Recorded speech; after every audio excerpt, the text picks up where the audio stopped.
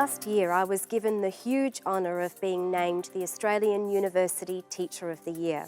It's been a roller coaster year with so many amazing opportunities, but I think one of the biggest highlights for me has been the opportunity to connect with so many amazing and great teachers here at Griffith, but also around the country and indeed worldwide.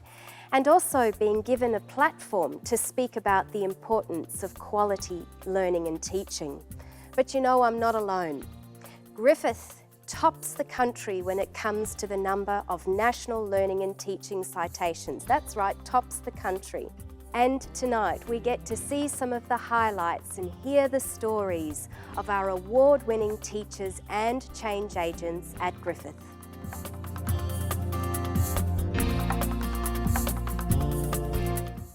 For students to become successful as scientists, I think they need to have really good communication skills. One of the assessment tasks that I developed was a conference poster session where they had to work in a pair, so a teamwork type activity.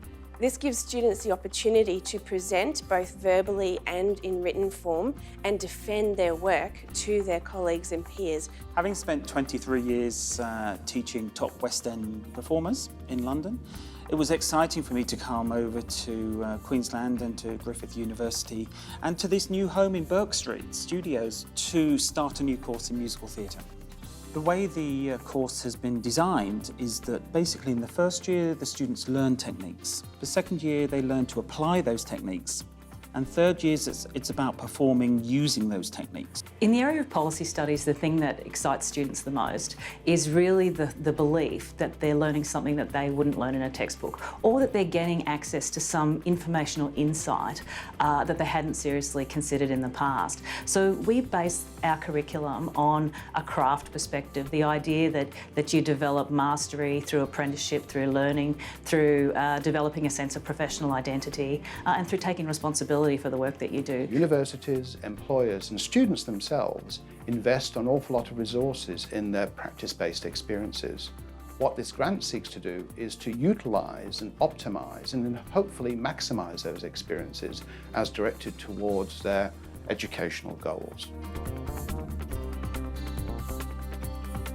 Recently, Griffith has won National Learning and Teaching Grant to explore virtual field trip in the hospitality industry.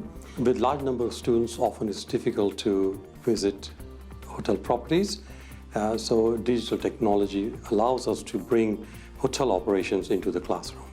Digital literacy is key for the current lot of graduates that we've got coming out, and the challenge is to give them sufficient diversity in what you're giving them so that they can learn the skills that they're going to need. Different technologies, different approaches, different methods of interaction. Using all of the social media networks that we've got available now, but using them to focus students' attention, to give them up-to-the-date current information.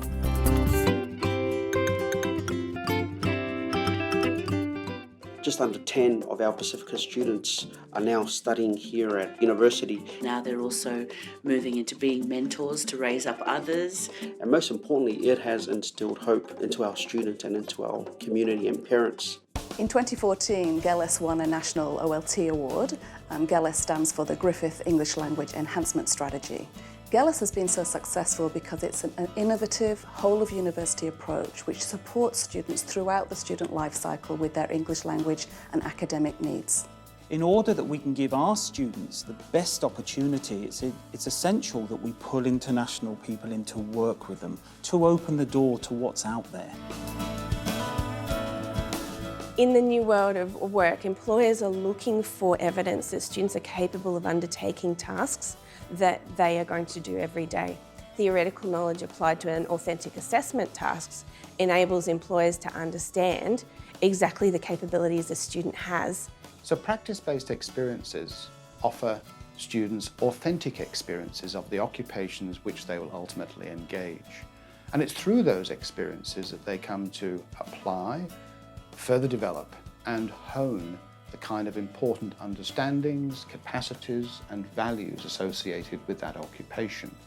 In international food and beverage management, we expose students to the real functioning of a hotel food and beverage, where students have to develop a concept to operational plan of a restaurant within a hotel. The interface with the industry is very critical for their learning, because it allows them to see how theory merges with the actual practice. I take groups of students, I put them together with an actual industry client. They need to work with that client, work out what it is that they need, work out the design for the project, actually develop the project, test it before they hand it over. Everything is based on what industry is currently doing and what they need to know in order to be a valued member of industry. For our students, resilience, the capacity to navigate ambiguity, are the new worlds that they need to be able to operate within. And we talk to them quite specifically about that, about their personal resilience, about their professional resilience. And that craft orientation really emphasises that. We found that served them very well.